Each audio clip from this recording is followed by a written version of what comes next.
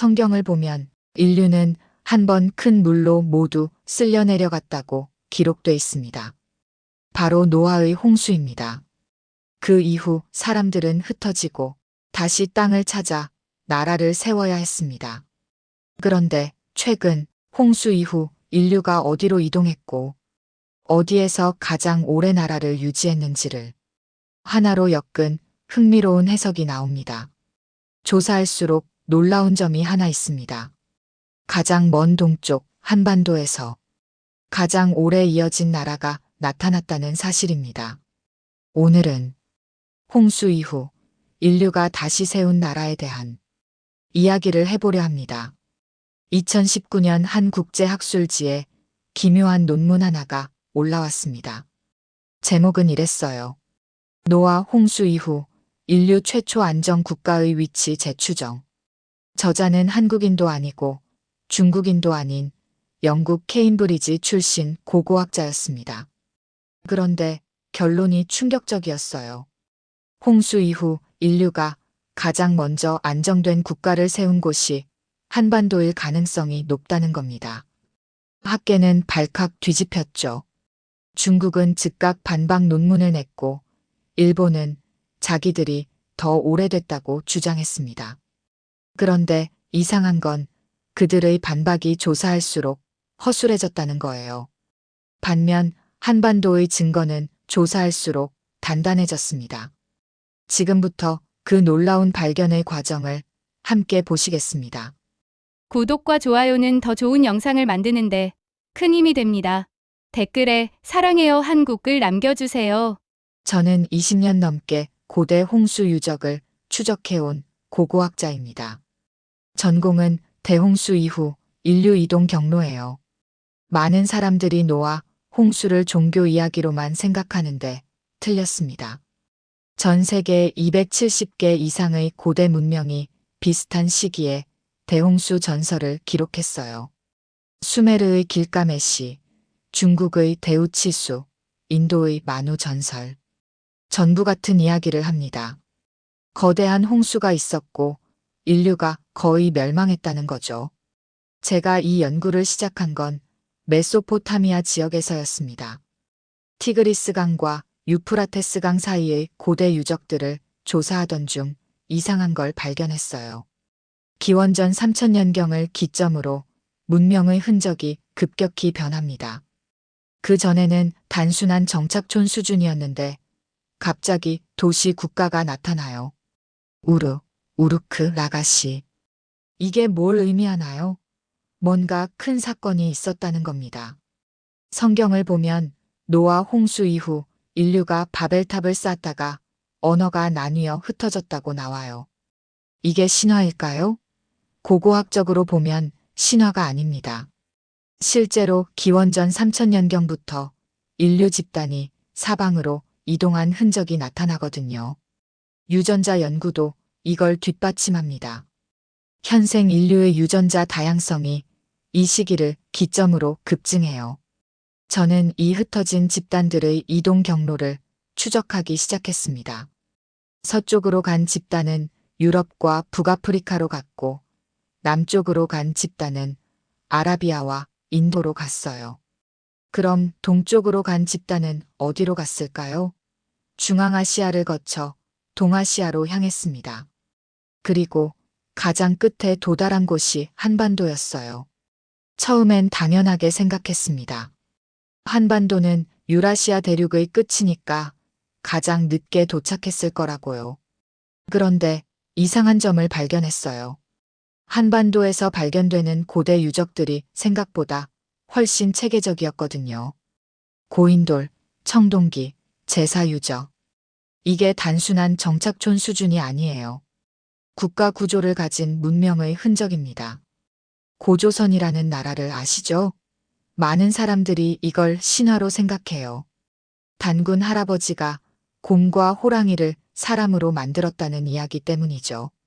그런데 신화 뒤에 숨겨진 역사를 보면 완전히 다른 그림이 나옵니다. 고조선은 실제로 존재했던 국가예요. 법이 있었고 제사 제도가 있었고 통치 구조가 있었습니다. 중국 역사서인 삼국지 위서 동의전을 보면 고조선에 대한 기록이 나와요. 팔조법이라는 게 있었다고 합니다. 사람을 죽이면 죽음으로 갚고, 남을 다치게 하면 곡식으로 배상하고, 도둑질하면 노비가 된다는 거예요. 이게 뭐죠? 법 체계입니다. 법이 있다는 건 국가가 있다는 뜻이에요. 저는 한반도 곳곳의 유적지를 직접 방문했습니다. 강화도의 고인돌, 요령 지역의 청동기 유적, 평양 일대의 제사터. 조사하면 할수록 놀라웠어요. 이 유적들이 단순히 오래된 게 아니라 체계적으로 연결돼 있었거든요. 제사는 특정 시기에 특정 장소에서 열렸고, 청동기는 일정한 규격으로 만들어졌습니다. 이게 우연일까요? 아닙니다. 중앙 통제가 있었다는 증거예요. 그런데 이상한 질문이 떠올랐습니다. 왜 한반도일까? 노아 홍수 이후 인류가 흩어졌다면 메소포타미아나 이집트처럼 물이 풍부한 곳에서 먼저 국가를 세웠을 것 같잖아요. 실제로도 그렇게 됐고요. 수메르, 이집트, 인더스 문명이 먼저 나타났습니다. 그럼 한반도는 가장 늦게 문명이 시작됐어야 정상 아닌가요? 그런데 조사 결과는 정반대였습니다. 한반도의 고조선은 다른 문명들보다 질서가 더 안정적이었어요. 이집트는 왕조가 여러 번 바뀌었고, 메소포타미아는 도시 국가들이 끊임없이 싸웠습니다. 반면 고조선은 건국 이념이 명확했고, 그게 오랫동안 유지됐어요. 홍익인간이라는 통치 철학이 바로 그겁니다. 홍익인간을 단순한 도덕 구호로 생각하면 안 됩니다. 이건 국가 설계의 핵심 원리예요. 넓게 인간을 이롭게 한다는 뜻이죠.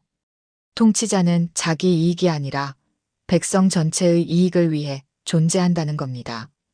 이게 얼마나 혁명적인 생각인지 아세요? 고대 국가 대부분은 왕이 신이거나 신의 아들이라고 주장했어요. 백성은 왕을 섬기기 위해 존재했죠. 그런데 고조선은 반대였습니다.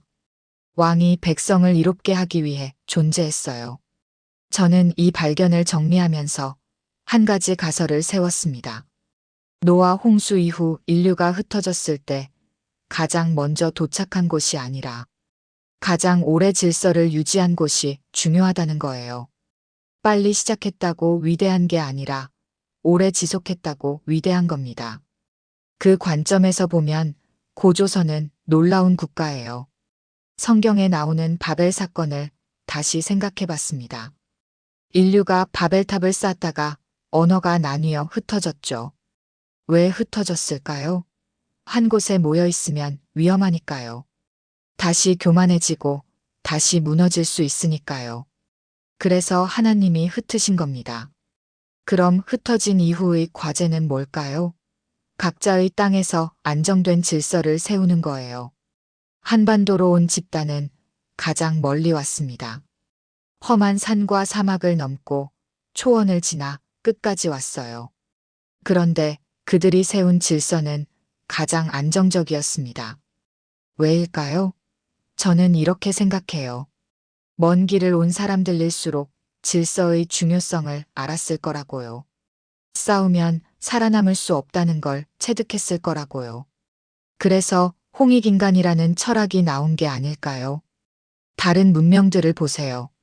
수메르는 도시 국가끼리 전쟁했고, 이집트는 상이집트와 하이집트로 나뉘어 싸웠습니다. 중국 대륙도 마찬가지예요. 춘추전국 시대라는 이름 자체가 전쟁의 역사잖아요. 그런데 고조선은 달랐습니다. 물론 주변 부족과 충돌은 있었겠죠. 하지만 내부 질서는 안정적으로 유지됐어요. 저는 이 연구를 정리하면서 확신하게 됐습니다. 노아 홍수 이후 인류가 다시 시작한 곳 중에서 한반도가 가장 성공적이었다는 거예요. 성공의 기준이 뭐냐고요? 질서를 오래 유지한 겁니다. 빨리 시작한 게 아니라 오래 버틴 거예요. 이 이론을 처음 발표했을 때 동료들은 회의적이었습니다. 증거가 부족하다는 거예요. 맞아요. 고조선 시대 유적은 많이 남아있지 않습니다. 하지만 남아있는 것만으로도 충분해요. 법, 제사, 통치 철학. 이 세 가지가 다 확인되거든요. 이게 우연히 만들어질 수 있는 건가요? 아닙니다. 설계된 겁니다. 성경의 노아 홍수, 단군 신화, 고조선 건국. 이 셋을 하나의 흐름으로 연결하는 게 무리라고요? 천만에요. 오히려 자연스럽습니다. 홍수로 리셋되고 바벨에서 흩어지고 동방으로 이동하고 한반도에 도착해서 질서를 세웠어요. 논리적으로 완벽하게 이어지죠. 이건 종교 이야기가 아닙니다. 인류 이동의 역사예요. 유전학, 고고학, 문헌학이 모두 같은 방향을 가리키고 있어요. 한반도는 끝이 아니라 새로운 시작이었던 겁니다. 논문을 발표하고 3개월이 지났습니다. 제 이메일함은 매일 수십 통의 메시지로 가득 찼어요. 그런데 절반은 지지가 아니라 비난이었습니다. 특히 중국과 일본 학자들의 반응이 격렬했죠. 한 중국 교수는 이렇게 썼어요. 동아시아 문명의 중심은 언제나 중원이었다. 한반도는 그 변방일 뿐이다. 일본 학자는 더 직설적이었습니다. 고조선은 신화다. 실체가 없다. 저는 오히려 흥미로웠어요. 왜 이렇게 민감하게 반응할까? 제가 뭔가 건드리면 안 되는 걸 건드린 걸까요? 그래서 더 깊이 파기 시작했습니다. 그리고 조사하면 할수록 이상한 정합성이 드러났어요. 문명의 끝이라 불린 한반도에서 가장 안정된 질서가 먼저 나타난 이유 말입니다. 노아 홍수 이후 인류 이동 경로를 다시 정리해 봤습니다. 메소포타미아에서 시작해서 어떤 집단은 서쪽으로, 어떤 집단은 남쪽으로, 어떤 집단은 동쪽으로 갔어요. 동쪽으로 간 집단의 경로가 제일 길었습니다.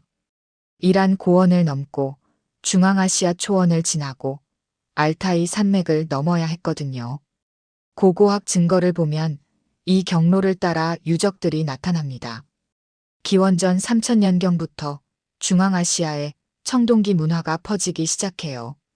안드로노보 문화라고 부르는데 이게 동쪽으로 계속 이동합니다. 몽골 초원을 거쳐 요령 지역에 도달하고 거기서 다시 한반도로 들어와요. 그런데 이상한 점이 있었습니다. 보통 이동 집단은 문화 수준이 낮아져요. 왜냐하면 이동 중에 많은 걸 잃어버리거든요. 기술도 잃고 지식도 잃고 조직도 무너집니다.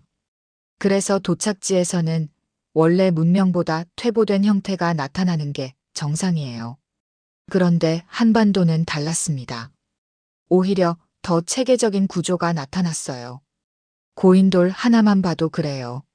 한반도의 고인돌은 세계에서 가장 많고 가장 정교합니다. 전 세계 고인돌의 40%가 한반도에 있어요. 이게 우연일까요? 아닙니다. 조직적인 건설이 가능했다는 증거예요. 고인돌을 만들려면 수십 톤짜리 돌을 옮겨야 합니다. 사람이 최소 수백 명은 동원돼야 해요. 그리고 그걸 정확한 위치에 배치해야 합니다. 이게 가능하려면 뭐가 필요한가요? 권력과 조직이죠. 명령을 내릴 수 있는 지도자가 있고 명령을 따를 수 있는 체계가 있어야 합니다. 저는 강화도의 고인돌 유적지를 방문했습니다. 탁자식 고인돌이 수십 개 모여 있더라고요. 놀라웠던 건 배치예요. 무작위로 흩어진 게 아니라 일정한 패턴을 따라 배치돼 있었습니다. 이게 뭘 의미하나요? 계획이 있었다는 겁니다.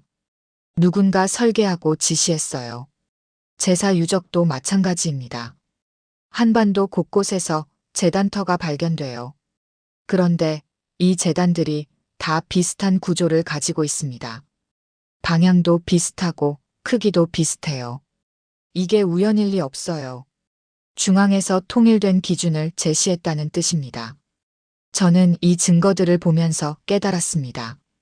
고조선은 신화가 아니라 실제 국가였다는 거예요. 그리고 그 국가는 생각보다 훨씬 체계적이었습니다. 법이 있었고, 제사 제도가 있었고, 건설 규범이 있었어요. 중국 역사서를 다시 읽어봤습니다. 삼국지위서, 동의전, 후한서, 사기. 이 책들에 고조선에 대한 기록이 나와요. 물론 중국 입장에서 쓴 거라 편향이 있지만 그래도 정보는 많습니다. 8조법만 봐도 그래요. 법이 8개만 있었다는 게 아니라 대표적인 법 8개를 기록한 거예요. 실제로는 더 많은 법이 있었을 겁니다. 법이 있다는 건 사법 체계가 있다는 뜻입니다. 범죄를 판단하고 형벌을 집행하는 기구가 있었다는 거예요. 이게 단순한 부족 사회에서 가능한가요? 불가능합니다. 국가 단계로 발전했어야만 가능해요. 저는 요령 지역도 방문했습니다. 고조선의 초기 중심지로 추정되는 곳이에요. 비파형 동검이 많이 출토되는 지역입니다. 비파형 동검은 고조선 특유의 무기예요. 중국의 동검과도 다르고 일본의 동검과도 다릅니다. 독자적인 기술로 만들어진 거죠. 동검을 만들려면 청동 주조 기술이 필요합니다. 온도 조절, 합금 비율, 주형 제작. 이게 다 고도의 기술이에요. 그리고 이 기술이 한반도 전역에 퍼져 있었습니다. 어떻게요? 기술자들이 이동했거나 기술 전수 체계가 있었다는 뜻이에요. 조사하면 할수록 의문이 깊어졌습니다. 왜 가장 늦게 도착한 곳에서 가장 체계적인 국가가 나타났을까? 보통은 반대여야 정상 아닌가요? 먼저 도착한 곳이 더 발전하고 늦게 도착한 곳이 뒤처져야 하는 거 아닌가요? 그런데 역사를 보면 꼭 그렇지만은 않아요. 로마 제국도 그래요. 로마는 이탈리아 반도의 작은 도시에서 시작했습니다. 그리스나 페르시아보다 훨씬 늦게 출발했죠. 그런데 로마가 가장 오래 지속된 제국이 됐어요. 왜일까요? 질서를 잘 만들었기 때문입니다. 고조선도 비슷했을 거예요. 늦게 출발했지만 질서를 확실하게 세웠습니다. 홍익인간이라는 명확한 통치 철학이 있었고 그걸 실현할 제도가 있었어요. 법으로 사회를 규율하고 제사로 공동체를 결속시키고 기술로 경제를 유지했습니다. 다른 지역과 비교해봤습니다. 메소포타미아는 어땠나요? 수메르 도시 국가들이 끊임없이 전쟁했어요. 우르크, 라가시가 서로 패권을 다퉜습니다. 통일된 질서가 없었던 거죠. 이집트는 어땠나요? 상이집트와 하이집트가 통합되기까지 오랜 시간이 걸렸어요. 그리고 통합된 후에도 왕조가 여러 번 바뀌었습니다. 중국 대륙은 더 복잡했습니다. 황하 문명이 시작됐지만 통일 국가가 나타나기까지 수천 년이 걸렸어요. 하, 상, 주 왕조를 거쳐도 여전히 분열돼 있었습니다. 춘추 전국 시대는 그 혼란의 절정이었죠. 반면 고조선은 어땠나요? 건국부터 명확한 철학이 있었습니다. 단군이 나라를 세울 때 홍익인간을 선포했어요. 이게 단순한 구호가 아니라 실제 통치 원리로 작동했습니다. 8조법도 그 원리를 반영한 거예요. 저는 이 차이가 어디서 오는지 생각해 봤습니다. 왜 고조선은 처음부터 안정적인 질서를 가질 수 있었을까? 제 가설은 이겁니다. 긴 이동 과정이 그들을 단련시켰다는 거예요. 메소포타미아에서 한반도까지 오는 건 쉬운 일이 아닙니다. 수천 킬로미터를 이동해야 해요. 사막, 산맥, 초원을 다 넘어야 합니다. 그 과정에서 살아남으려면 뭐가 필요할까요? 질서입니다. 서로 싸우면 다 죽어요. 협력해야 살아남습니다. 그래서 한반도에 도착했을 때 그들은 이미 질서의 중요성을 체득하고 있었을 거예요. 지도자를 따르는 게 생존의 필수라는 걸 알았고 규칙을 지키는 게 공동체를 유지하는 방법이라는 걸 알았습니다. 그게 고조선의 강점이었어요. 조사하면 할수록 이상했습니다. 문명의 끝이라 불린 곳에서 가장 안정된 질서가 먼저 나타났어요. 이게 우연일까요? 저는 우연이 아니라고 생각합니다. 필연이었어요. 가장 먼 길을 온 사람들이 가장 확실한 질서를 만든 겁니다. 논문 발표 6개월 후 베이징에서 열린 동아시아 고고학 학회에 초청받았습니다. 제 연구를 발표하는 자리였어요. 발표장에 들어섰을 때 느낌이 이상했습니다. 청중의 절반 이상이 중국과 일본 학자들이었거든요. 그들의 표정이 심상치 않았어요. 저는 준비한 대로 발표를 시작했습니다. 노아 홍수 이후 인류 이동 경로, 한반도 유적의 체계성, 고조선의 국가구조, 그리고 결론을 말했죠. 고조선은 홍수 이후 인류가 만든 가장 오래 유지된 질서 중 하나일 수 있다고요. 그 순간 장내가 술렁이기 시작했습니다. 질의응답 시간이 되자 손이 일제히 올라갔어요. 그런데 질문이 아니라 반박이었습니다. 학문적 검증이 아니라 문명 주도권 다툼으로 변해버린 거죠. 그때 깨달았어요. 제가 건드린 건 단순한 역사 문제가 아니었구나. 첫 질문은 베이징 대학 교수에게서 나왔습니다. 그는 이렇게 말했어요. 동아시아 문명의 중심은 언제나 중원이었습니다. 한반도는 그 영향을 받은 변방일 뿐이죠. 고조선이 독자적 문명이라는 주장은 근거가 부족합니다. 저는 차분하게 대답했어요. 그럼 8조법은 어떻게 설명하시겠습니까? 법체계는 중앙 집권 국가의 증거입니다. 그가 말했습니다. 8조법은 중국 역사서에 기록된 겁니다. 한국 측 기록은 없어요. 신뢰도가 떨어집니다. 저는 반박했죠. 중국 역사서에 기록됐다는 건 오히려 고조선의 실체를 증명하는 겁니다. 중국이 무시할 수 없을 만큼 강력한 국가였다는 뜻이에요. 두 번째 질문은 도쿄대학 교수에게서 나왔습니다. 그는 더 직설적이었어요. 고조선은 신화입니다. 곰이 사람이 됐다는 이야기를 어떻게 역사로 받아들이나요? 단군 신화는 후대에 만들어진 건국 설화일 뿐입니다. 저는 예상했던 질문이라 준비된 답을 했어요. 모든 고대 국가는 신화를 가지고 있습니다. 로마의 로물루스와 레무스도 늑대 젖을 먹고 자랐죠. 그렇다고 로마가 없었다고 말하진 않잖아요. 그가 반박했습니다. 로마는 고고학적 증거가 명확합니다. 반면 고조선은 유물이 부족해요. 저는 강하게 응수했죠. 한반도의 고인돌, 비파형 동검, 제사유적. 이게 다 증거 아닙니까? 오히려 일본은 어떤가요? 야요이 시대 이전의 국가 구조를 입증할 수 있습니까? 분위기가 험악해졌습니다. 학회장이 개입해서 진행을 조정했어요. 하지만 질문은 계속됐습니다. 한 중국 학자가 말했어요. 설령 고조선이 있었다 해도 그건 중국 문명의 영향을 받은 겁니다. 독자적 문명이 아니에요. 저는 반문했습니다. 그럼 비파형 동검은 어떻게 설명하시겠습니까? 중국의 동검과 완전히 다른 형태입니다. 그가 대답했어요. 변형일 뿐입니다. 기본 기술은 중국에서 전파된 거예요. 저는 데이터를 제시했습니다.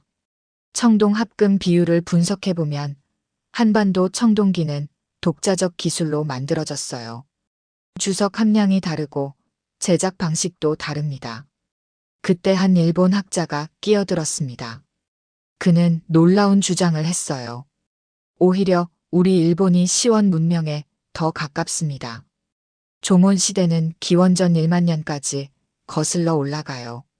고조선보다 훨씬 오래됐죠.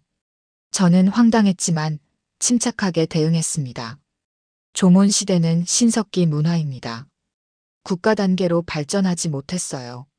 반면 고조선은 법과 제사와 통치 구조를 갖춘 국가였습니다. 그가 계속 주장했어요. 우리는 천황 가문이 만세일계로 이어져 왔습니다. 단절 없는 연속성이 있어요. 저는 반박했죠. 천황제가 실제로 연속됐다는 고고학적 증거는 부족합니다. 오히려 야마토 왕권 이전에는 큰 공백이 있어요. 토론은 2시간 넘게 이어졌습니다. 그런데 이상한 점을 발견했어요. 그들은 제 이론을 반박하는 게 아니라 자기들이 주인공이라고 주장하고 있었습니다. 중국은 중원 중심론을 내세우고 일본은 자기들이 더 오래됐다고 말했어요. 왜 이렇게 민감하게 반응할까요?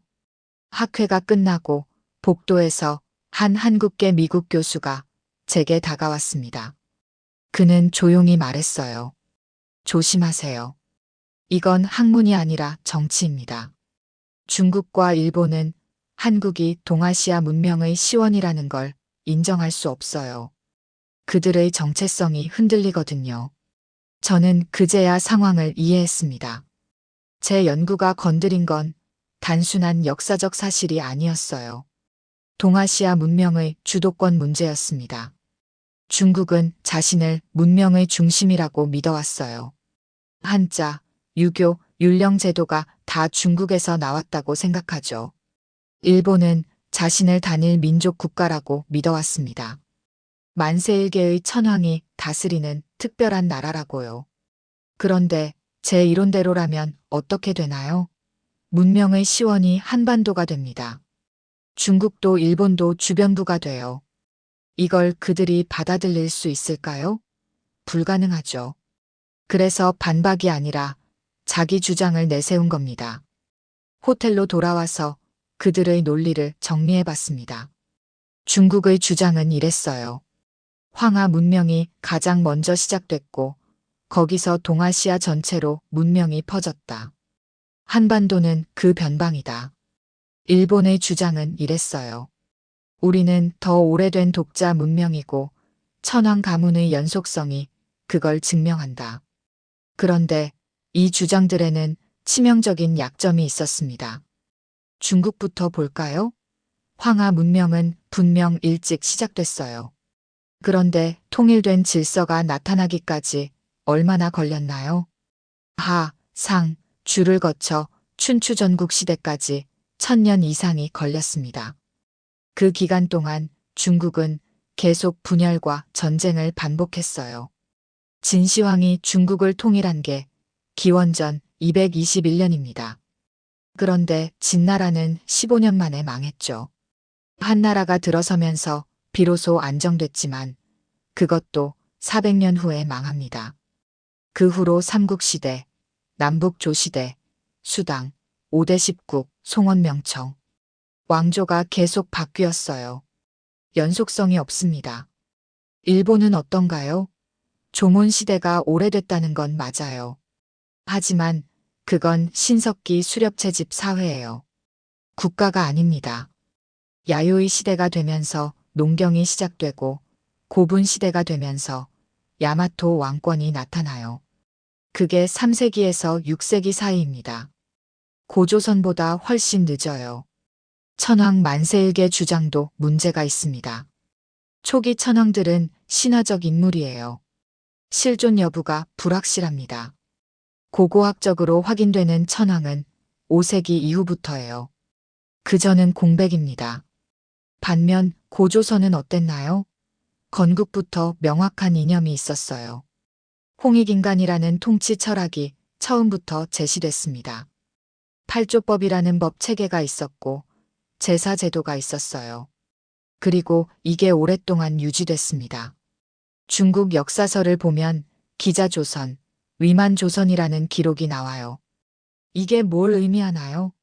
고조선이라는 국가 틀이 계속 유지됐다는 겁니다. 지배 집단이 바뀌었어도 국가 자체는 존속했어요. 이게 연속성입니다. 저는 데이터를 다시 정리했습니다. 고조선은 단군 건국부터 위만조선 멸망까지 최소 1000년 이상 지속됐어요. 이게 얼마나 놀라운 일인지 아세요? 같은 시기 메소포타미아는 여러 왕조가 흥망을 반복했고 이집트도 왕조가 여러 번 바뀌었습니다. 중국은 더 심했죠. 이론이 설득력을 갖추자 반박이 아니라 차지하려는 주장이 쏟아지기 시작했습니다. 그들은 고조선을 부정하는 대신 자기들 것이라고 주장하기 시작한 거예요. 이게 더 위험했습니다. 학회가 끝나고 한 달 후 중국 사회과학원에서 반박 논문을 발표했습니다. 제목부터 도발적이었어요. 동북아 고대사의 중화 중심제에서. 내용을 읽고 저는 어이가 없었습니다. 그들은 고조선을 부정하는 대신 중국 역사의 일부로 편입시키려 했거든요. 고조선은 중국 동북 지역에 있던 지방 정권이며 한족의 영향을 받아 발전했다는 겁니다. 2주 후에는 일본 국학원 대학에서도 논문이 나왔어요. 일본 고대사의 재조명이라는 제목이었습니다. 내용은 더 황당했어요. 고조선이 있었다면 그건 일본 열도에서 건너간 집단이 세운 나라라는 겁니다. 저는 깨달았어요.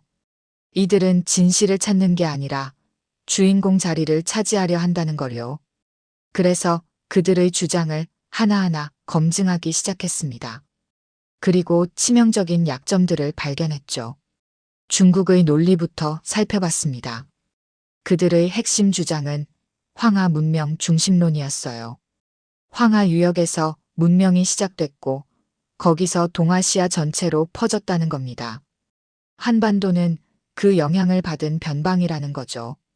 언뜻 보면 설득력 있어 보입니다. 실제로 황하 문명은 일찍 시작됐으니까요. 하지만 자세히 보면 문제가 보여요.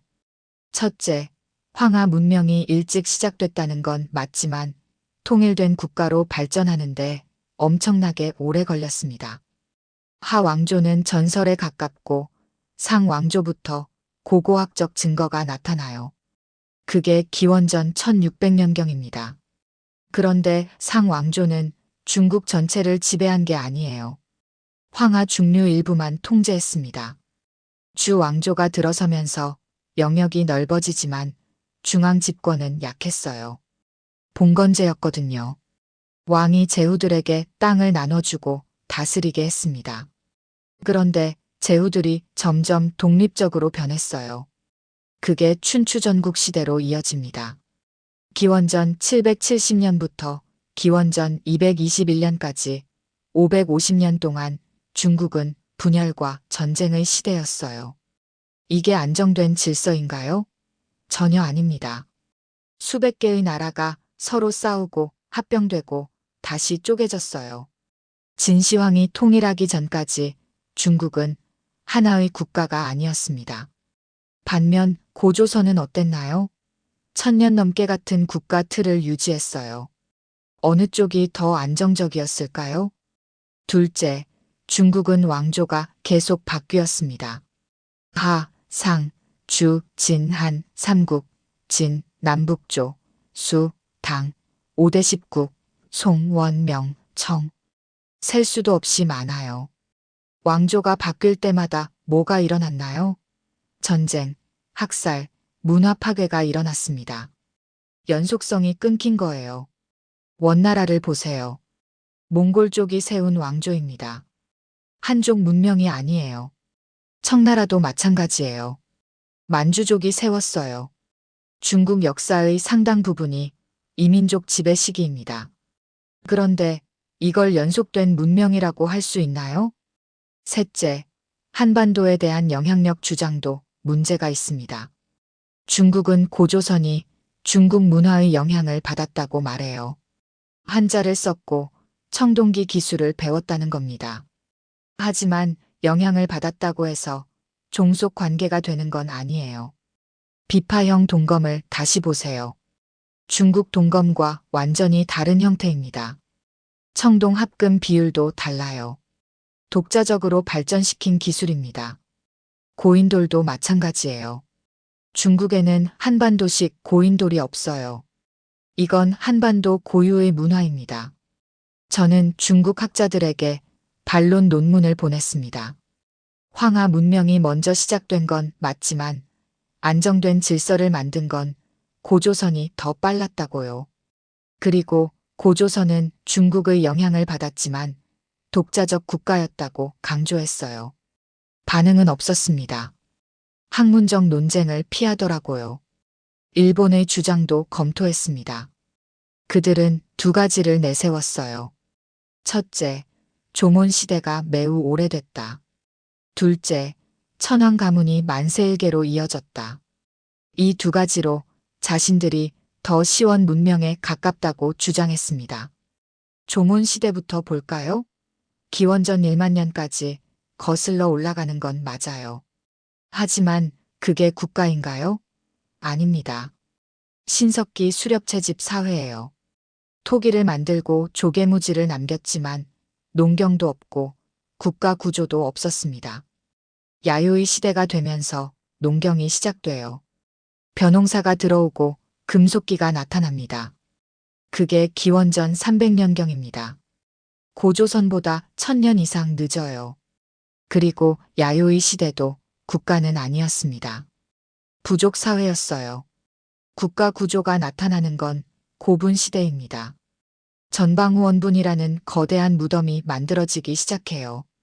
이게 3세기에서 6세기 사이예요. 야마토 왕권이 이때 형성됩니다. 고조선이 이미 1000년 이상 존속한 후죠. 천황 만세일계 주장은 더 문제가 많습니다. 일본 서기와 고사기를 보면 초대 천황인 진무 천황이 기원전 660년에 즉위했다고 나와요. 하지만 이건 신화예요. 고고학적 증거가 전혀 없습니다. 실제로 확인되는 천황은 5세기 이후부터입니다. 그 사이에 뭐가 있었나요? 공백이에요. 일본은 이 공백을 설명하지 못합니다. 천황 가문이 정말 단절없이 이어졌다면 왜 4세기 이전의 유적이 없을까요? 왜 초기 천황들의 무덤 위치도 모를까요? 저는 일본 학자들에게도 질문을 보냈습니다. 야마토 왕권 이전의 국가 구조를 입증할 수 있냐고요. 조몬이 오래됐다는 건 인정하지만 그게 국가는 아니지 않냐고요. 답은 오지 않았습니다. 중국과 일본의 주장에는 공통점이 있었습니다. 영토는 컸지만 질서의 연속성이 없다는 거예요. 중국은 왕조가 계속 바뀌었고 일본은 초기 역사에 공백이 있습니다. 반면 고조선은 어땠나요? 작았지만 안정적이었어요. 건국 이념이 명확했고 그게 오래 유지됐습니다. 시원서사를 뒷받침할 건국 철학도 부족했어요. 중국의 왕조들은 대부분 무력으로 세워졌습니다. 천명사상이 있긴 했지만 그건 왕조가 바뀔 때마다 새로 해석됐어요. 일본은 천황이 신의 후손이라고 주장하지만 구체적인 통치 철학이 없습니다. 고조선은 달랐어요. 홍익인간이라는 명확한 철학이 있었습니다. 넓게 인간을 이롭게 한다는 거죠. 이게 단순한 구호가 아니라 실제 통치 원리로 작동했어요. 팔조법이 그 증거입니다. 저는 결론에 도달했습니다. 리셋 이후 중요한 건 먼저가 아니라 오래 유지된 질서라는 거예요. 황하 문명이 먼저 시작됐다고 해서 위대한 게 아닙니다. 조몬이 오래됐다고 해서 특별한 게 아니에요. 중요한 건 안정된 질서를 얼마나 오래 유지했느냐입니다. 그 기준으로 보면 고조선이 가장 앞섭니다. 1000년 넘게 같은 국가 틀을 유지했고 명확한 통치 철학을 가졌고 법과 제사로 사회를 안정시켰어요. 중국과 일본은 주장은 컸지만 증명은 약했습니다. 반론 논문을 발표하고 2개월 후 국제고고학 저널에서 제 논문을 특집으로 다루기로 했습니다.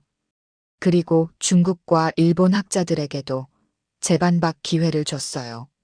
공개 토론의 장이 열린 겁니다. 저는 이번에는 확실하게 정리하고 싶었어요. 고조선의 핵심 강점을 명확히 제시하고 그들 주장의 약점을 구체적으로 지적하는 거죠. 데이터를 다시 정리했습니다. 단군 건국 이념의 지속성, 제사와 법과 통치의 일관성, 리셋 이후 국가에 필요한 조건 충족 여부, 3가지 측면에서 비교 분석을 진행했어요.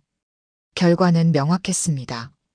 고조선은 말하지 않아도 구조로 증명하고 있었어요. 반면 중국과 일본의 주장은 조사할수록 허점이 드러났습니다. 지금부터 그 결정적 증거들을 보여드리겠습니다.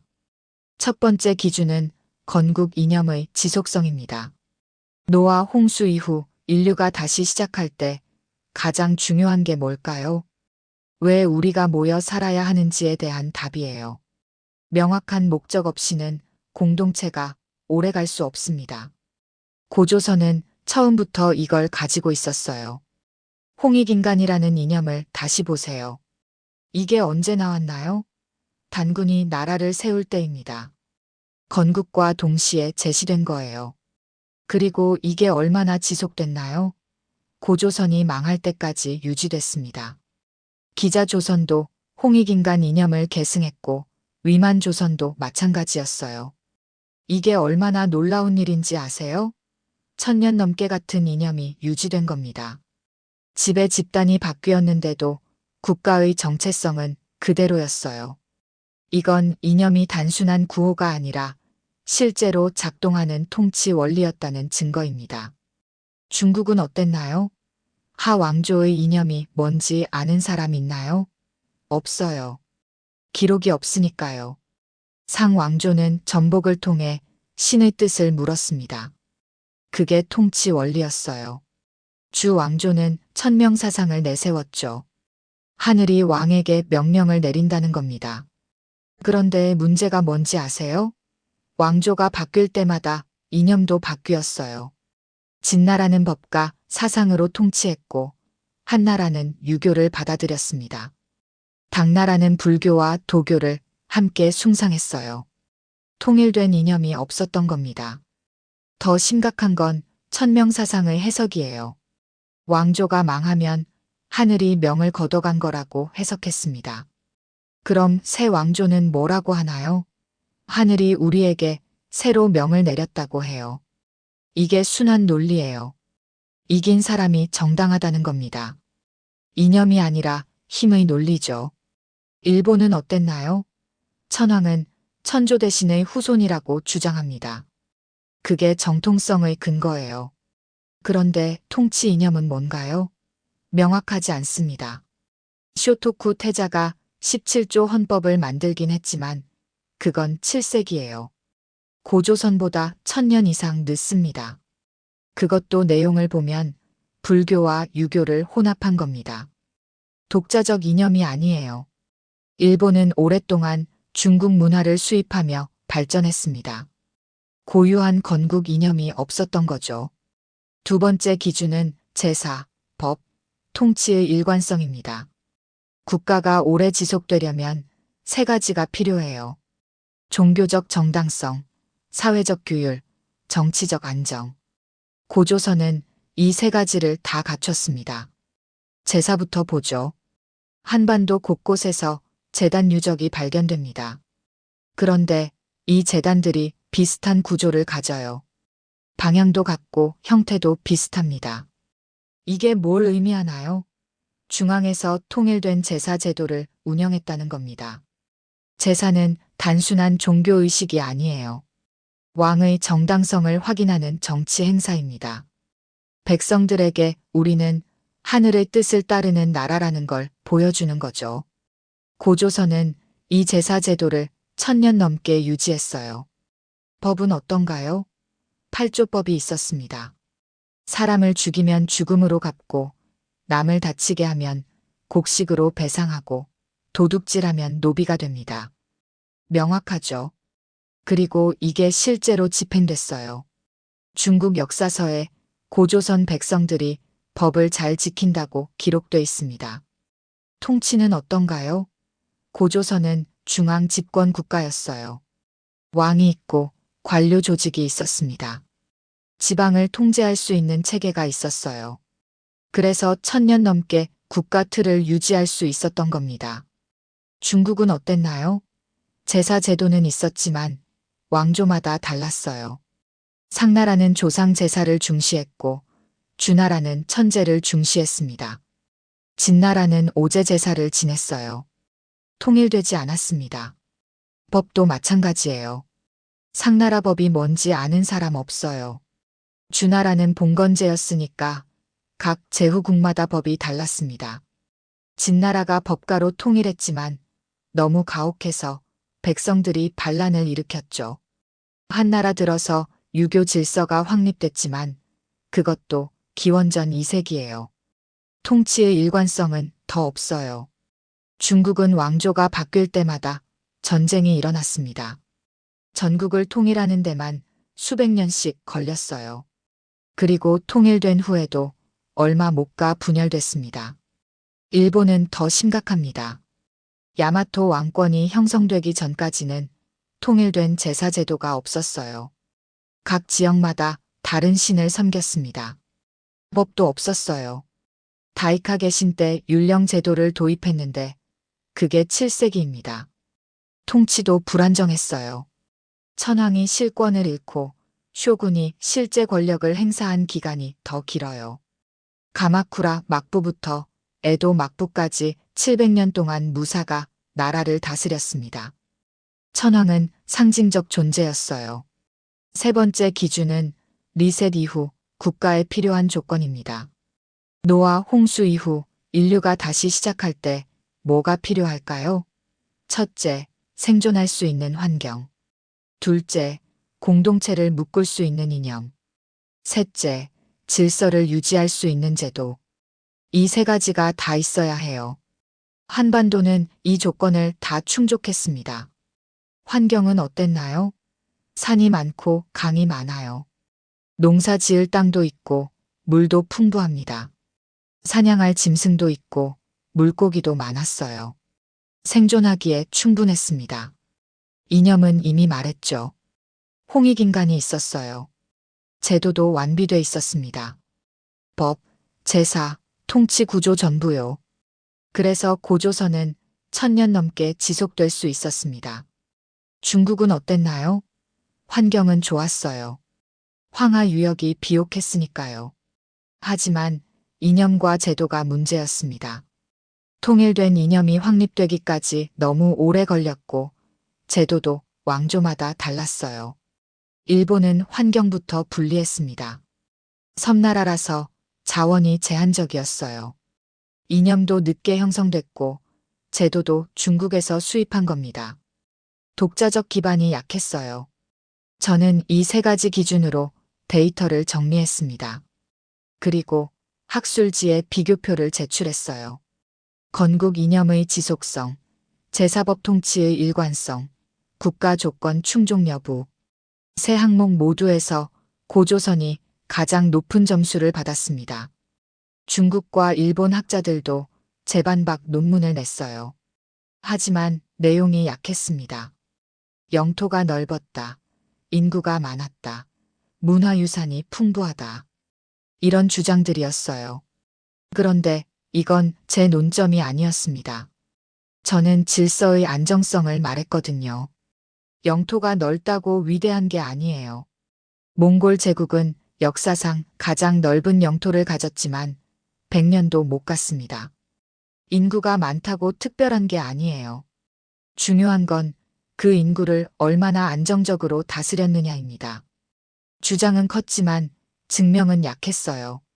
반면 고조선은 말하지 않아도 구조로 증명하고 있었습니다. 건국 이념이 1000년 넘게 유지됐고 제사와 법이 일관되게 작동했고 국가 조건을 완벽히 충족했어요. 이게 증거입니다. 학술지 특집호가 나온 후 반응은 폭발적이었습니다. 전 세계 고고학자들이 제 논문을 인용하기 시작했어요. 하버드, 옥스퍼드, 소르본 대학에서 세미나 요청이 들어왔습니다. 그런데 가장 조용한 곳이 어디였는지 아세요? 중국과 일본이었어요. 더 이상 반박 논문이 나오지 않았습니다. 침묵이 답이었던 거죠. 저는 이제 모든 흐름을 하나로 정리할 때가 됐다고 생각했습니다. 노아 홍수라는 리셋, 바벨에서의 분산, 동방으로의 이동, 한반도 도달, 그리고 고조선이라는 안정된 질서의 탄생. 이 모든 게 하나의 흐름으로 연결됩니다. 한국은 변방이 아니었어요. 마지막에 도착해서 가장 오래 버틴 문명이었습니다. 지금부터 그 최종 결론을 여러분께 말씀드리겠습니다. 노아 홍수를 다시 생각해 봅시다. 전 세계 270개 이상의 고대 문명이 비슷한 시기의 대홍수를 기록했어요. 이게 우연일까요? 아닙니다. 실제로 뭔가 큰 사건이 있었던 겁니다. 지질학적으로도 기원전 3000년경에 해수면이 급격히 상승한 흔적이 있어요. 빙하기가 끝나면서 얼음이 녹은 거죠. 이 대홍수로 인류 문명이 리셋됐습니다. 기존에 있던 정착촌들이 물에 잠겼어요. 살아남은 사람들은 높은 곳으로 피신했고 물이 빠진 후 다시 내려와야 했습니다. 이게 성경에 나오는 노아 홍수 이야기의 배경이에요. 홍수 이후 인류는 어떻게 됐나요? 바벨 사건이 일어납니다. 성경은 이걸 언어 혼란으로 기록했지만 고고학적으로는 인구 분산 시기와 일치해요. 기원전 3000년경부터 인류 집단이 사방으로 이동한 흔적이 나타납니다. 왜 흩어졌을까요? 한 곳에 모여 있으면 위험하니까요. 재난이 다시 오면 전멸할 수 있어요. 그래서 집단들이 각자의 땅을 찾아 떠난 겁니다. 서쪽으로 간 집단은 유럽과 북아프리카로 갔어요. 남쪽으로 간 집단은 아라비아와 인도로 갔고요. 동쪽으로 간 집단은 중앙아시아를 거쳐 동아시아로 향했습니다. 동방으로 간 집단의 여정은 가장 험난했습니다. 이란 고원의 사막을 넘어야 했고 중앙아시아의 초원을 지나야 했어요. 알타이 산맥과 천산 산맥을 넘어야 했습니다. 수천 킬로미터의 여정이었죠. 이 과정에서 많은 것을 잃었을 거예요. 사람도 잃고 물건도 잃었을 겁니다. 하지만 한 가지는 잃지 않았어요. 질서의 중요성에 대한 깨달음이요. 서로 싸우면 살아남을 수 없다는 걸 체득했던 겁니다. 그들이 마지막으로 도착한 곳이 한반도였습니다. 더 이상 갈 곳이 없었어요. 동쪽은 바다고 북쪽은 추웠으니까요. 여기서 정착하기로 한 겁니다. 그리고 나라를 세웠어요. 고조선이라는 이름으로요. 고조선의 건국은 단순한 정착이 아니었습니다. 설계였어요. 홍익인간이라는 명확한 이념을 세우고 팔조법이라는 법 체계를 만들고 제사 제도로 공동체를 결속시켰습니다. 이게 우연히 만들어질 수 있나요? 불가능해요. 긴 여정 동안 생각하고 준비한 결과입니다. 다른 지역과 비교해 보세요. 메소포타미아는 빨리 도착했지만 오래 싸웠어요. 수메르 도시 국가들이 수백 년 동안 전쟁했습니다. 이집트도 상이집트와 하이집트로 나뉘어 대립했죠. 중국은 더 심각했어요. 춘추전국 시대라는 이름 자체가 분열의 역사입니다. 왜 이렇게 됐을까요? 그들은 빨리 도착했지만 준비가 안 돼 있었던 겁니다. 홍수 이후 어떻게 살아야 하는지 합의하지 못했어요. 그래서 힘으로 패권을 다투게 된 거죠. 고조선은 달랐습니다. 늦게 도착했지만 준비가 돼 있었어요. 무엇을 위해 모여 사는지 명확했습니다. 홍익인간이라는 공통의 목표가 있었거든요. 그래서 내분이 적었고 질서가 안정적이었어요. 저는 이 연구를 통해 문명에 대한 생각이 완전히 바뀌었습니다. 문명은 가장 먼저 시작한 곳이 위대한 게 아니에요. 가장 오래 질서를 지킨 곳이 위대한 겁니다. 로마가 위대한 이유는 먼저 시작해서가 아니라 1000년을 지속해서예요. 고조선도 마찬가지입니다. 고조선의 지속 기간을 다시 정리해 볼까요? 단군 조선부터 시작하면 기원전 2333년이에요. 위만조선이 망한 게 기원전 108년입니다. 2000년 이상이에요. 물론 이 기간 동안 지배 집단이 바뀌긴 했습니다. 하지만 국가 틀은 유지됐어요. 중국 역사서를 보면 명확해요. 기자조선, 위만조선 모두 고조선이라는 이름으로 기록됩니다. 다른 나라가 아니라 같은 나라의 연속이었던 거예요. 이게 진짜 연속성입니다. 같은 시기 다른 나라들은 어땠나요? 이집트는 고왕국, 중왕국, 신왕국으로 나뉘어요. 중간에 단절 기간이 있었습니다. 메소포타미아는 수메르, 아카드, 바빌로니아, 아시리아로 계속 바뀌었어요. 각각 다른 문명입니다. 중국은 더 복잡해요. 하, 상, 주, 진, 한. 왕조마다 문화가 달랐습니다. 심지어 민족도 달랐어요. 한족, 몽골족, 만주족이 번갈아 지배했습니다. 이걸 하나의 연속된 문명이라고 부를 수 있을까요? 고조선은 지배 집단이 바뀌어도 핵심 가치는 유지됐습니다. 홍익인간이라는 이념이 계속 이어졌어요. 제사 제도도 유지됐고 법 체계도 비슷했습니다. 이게 진정한 문명의 연속성이에요. 저는 최종 결론을 이렇게 정리했습니다. 고조선은 홍수 이후 인류가 만든 가장 오래 유지된 질서 중 하나였을 가능성이 높다. 단정은 피했지만 가능성은 강하게 제시했어요. 증거가 충분하니까요. 이 결론에 대한 학계 반응은 어땠을까요? 서방 학자들은 대부분 긍정적이었습니다. 새로운 관점이라고 평가했어요. 동아시아 역사를 중국 중심에서 벗어나 다시 볼 필요가 있다는 의견도 나왔습니다. 중국과 일본은 여전히 침묵했어요. 공식적으로 반박하지도 인정하지도 않았습니다. 하지만 그들의 교과서는 바뀌지 않았어요. 여전히 중국은 동아시아 문명의 중심이라고 가르치고 일본은 만세일계의 천황이라고 가르칩니다. 하지만 중요한 건 진실이 밝혀졌다는 거예요. 한국은 변방이 아닙니다. 동아시아 문명의 주변부가 아니에요. 오히려 홍수 이후 가장 안정된 질서를 만든 곳입니다. 문명은 크기로 평가되는 게 아니에요. 영토가 넓다고 위대한 게 아닙니다. 중요한 건 얼마나 오래 질서를 지켰느냐예요. 얼마나 명확한 이념을 가졌느냐고요. 얼마나 안정적인 제도를 운영했느냐입니다.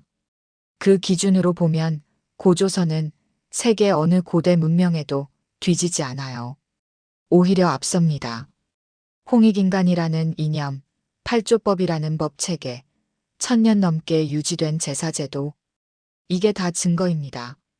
노아 홍수라는 리셋, 바벨에서의 분산, 동방으로의 긴 여정, 한반도 도달, 고조선 건국. 이 모든 과정은 하나로 연결됩니다. 논리적으로 완벽하게 이어져요. 그리고 그 끝에 서 있는 게 바로 한국입니다. 한국인들에게 이 이야기를 꼭 전하고 싶었습니다. 여러분은 변방의 후손이 아니에요. 인류가 리셋된 후 가장 먼 길을 걸어와 가장 안정된 질서를 세운 민족의 후예입니다. 고조선은 단순한 옛나라가 아니라 인류 문명사에서 중요한 위치를 차지하는 국가였어요. 문명은 가장 먼저 시작한 곳이 아니라 가장 오래 질서를 지킨 곳에서 증명됩니다. 그리고 그 자리에 고조선이 남아있어요. 이건 국수주의가 아닙니다. 과학적으로 검증된 사실이에요. 여러분이 이 영상을 끝까지 보셨다면 이제 아실 겁니다.